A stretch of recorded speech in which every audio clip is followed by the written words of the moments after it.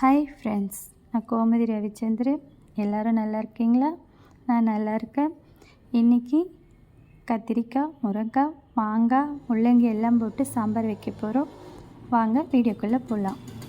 ஒரு குக்கரில் தண்ணி நல்லா கொதித்ததும் துவரம்பருப்பு, ஒரு வெங்காயம், 2 தக்காளி, கொஞ்சம் கொத்தமல்லி, எல்லாம் பூண்டு எல்லாம் சேர்த்து ஒரு 5 விசில் விட்டு வேக வச்சு எடுத்துக்கிறேன்.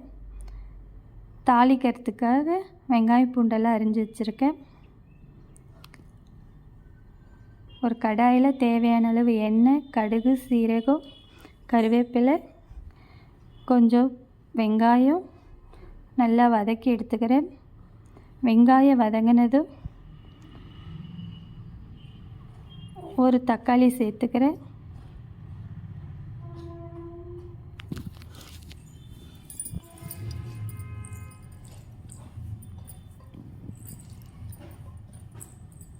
வெங்காயம் தக்காளி வதங்கினதும் அரிஞ்சு வச்ச காய்களை சேர்த்து நல்லா வதக்கிக்கிறேன்.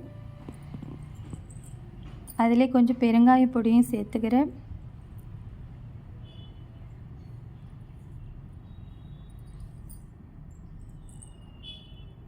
ரெண்டு ஸ்பூன் மிளகாத்தூள், 2 ஸ்பூன் உப்பு சேர்த்து நல்லா கலக்கி விட்டுக்கிறேன்.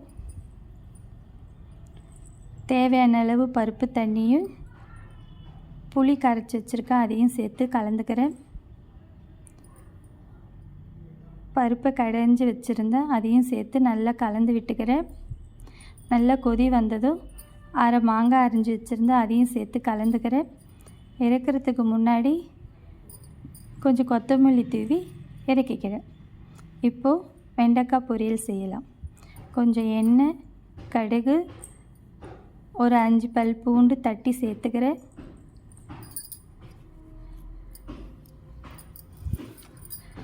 ஒரு வெங்காயமும் சேர்த்துக்கிறேன்.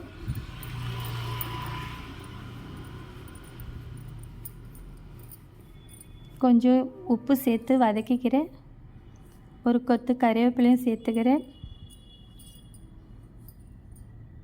வெங்காயம் வதங்கினதும் ஒரு தக்காளியும் சேர்த்து நல்லா வதக்கி விட்டுக்கிறேன்.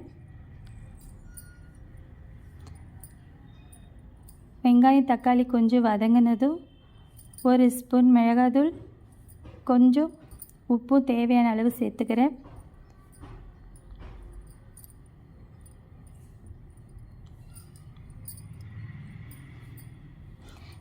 எல்லாம் நல்லா வதங்கி வந்ததும் ஒரு டம்ளர் தண்ணி சேர்த்து கலந்து விட்டுக்கிறேன். தண்ணி கொதித்ததும் வதக்கி வச்சுருந்த வெண்டைக்காவையும் இதில் சேர்த்து கலந்து விட்டுக்கிறேன். கொஞ்சம் வதங்கினதும் 3 ஸ்பூன் தயிர் சேர்த்து கலக்கிக்கிறேன். காய் நல்லா வதங்கி வந்ததும் கொத்தமல்லி போட்டு இறக்கிக்கிறேன். இப்போ வெண்டைக்காய் பொரியல் ரெடி.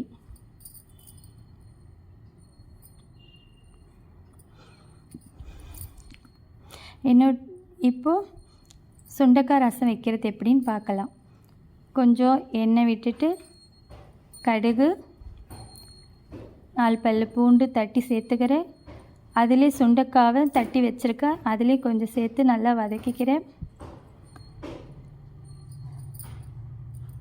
4 காஞ்ச மிளகாய் சேர்த்துக்கிறேன். காரம் கொஞ்சம் அதிகமாக இருந்தால் தான் சுண்டைக்காய் ரசத்துக்கு நல்லாயிருக்கும். 1 ஸ்பூன் ரசப்பொடியும் சேர்த்து இதோடு கலந்து வதக்கிக்கிறேன். கருவேப்பிலை ஒரு கொத்து போட்டுக்கிறேன். பெருங்காய பொடியும் சேர்த்து கலந்துக்கிறேன். கொஞ்சம் 2 நிமிஷம் வதங்கினதும் கரைச்சி வச்சுருந்த புளி, தக்காளி, கொஞ்சம் பருப்பு தண்ணி அதோடு சேர்த்து வச்சுருக்கேன், அதை இதோடு கலந்து விட்டுக்கிறேன்.